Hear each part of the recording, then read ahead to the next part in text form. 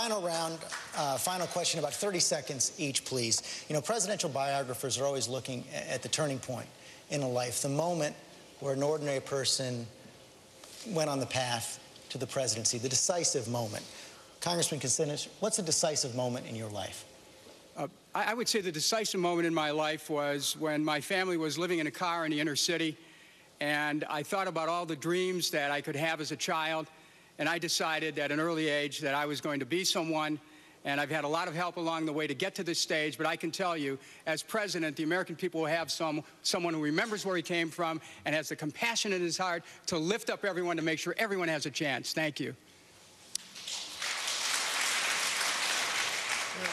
A decisive moment in my life was the transition from high school to college, because I had gone through a difficult time not knowing my father, and was at times an angry young man, and partly because the values my mother had instilled in me, those were reawakened in college, and it made me serious about not just what I could do for myself, but what I could do for other people. It's what led me to become a community organizer. It's what led me to go into public service, and ultimately it's what led me to this stage. George, there's a lot of things in my life that led me to be engaged in politics. I worked in the African-American community east side of my city as the only white employee for a long while when I was a kid, and I got involved in the civil rights movement. But I thought the question was, what made me run for president? Or a decisive moment in your life that put you on the broader path? Well, the decisive moment in my life to put me in the broader path was the civil rights movement. When I found out and realized that it does make a difference if you're engaged. You actually can change people's lives. You can actually change the state of the nation. Governor Richardson? The decisive moment in my life was when my wife Barbara decided and agreed to marry me, because it was the best decision I ever made, and hopefully she ever made. We've had 35 years of marriage. It has given me strength and has been an anchor in my life. A decisive moment for me, return to public life, was 9/11. When it happened, I wanted to get back in public life, and I just want to make one point. I got to move on. We're going to run out of time. Sorry.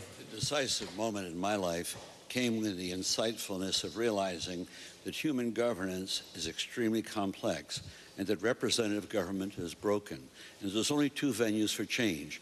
One is the government, where the problem lies, or the people. And so the people must be equipped as lawmakers, the central power of government, in order to make decisions on all the policy issues that affect their lives, working in partnership with elected government. It's a win-win. The people make the policy decisions, and we then would make the day-to-day operation of government work better. Senator Edwards.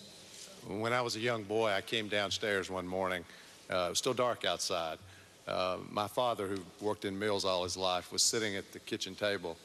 The television was on. He was watching public television, and he'd never been able to go to college, and he was trying to learn from public television so he could get a better job in the mill. And I worked in the mill myself part-time when I was younger, and I made the decision then, whatever I did with my life, didn't know that I'd be running for president, but whatever I did with my life, those are the people that I would fight for as long as I was breathing. Senator Dodd? Well, there were two moments. One was the decision to join the Peace Corps, getting excited about John Kennedy inviting a generation of us to be a part of things larger than ourselves. And the second was about a week before my father died, when he was asked the question, had he known how his life would end, would he do it all over again? I'll never forget him saying he'd do it in a minute, because you can never do as much for the public good as you can through a public life. Last word, Senator Clinton. Well, when I was growing up, I didn't think I would run for president, but I could not be standing here without the women's movement, without generations of women who broke down barriers, the civil rights movement that gave women and people of color the feeling that they were really part of the American dream. So I owe the opportunity that I have here today to many people, some of whom are known to history and many who aren't. But more personally, I owe it to my mother, who never got a chance to go to college, who had a very difficult childhood, but who gave me a belief that I could do whatever I set my mind to. And that is the last word. Thank you all very much. We'll see you.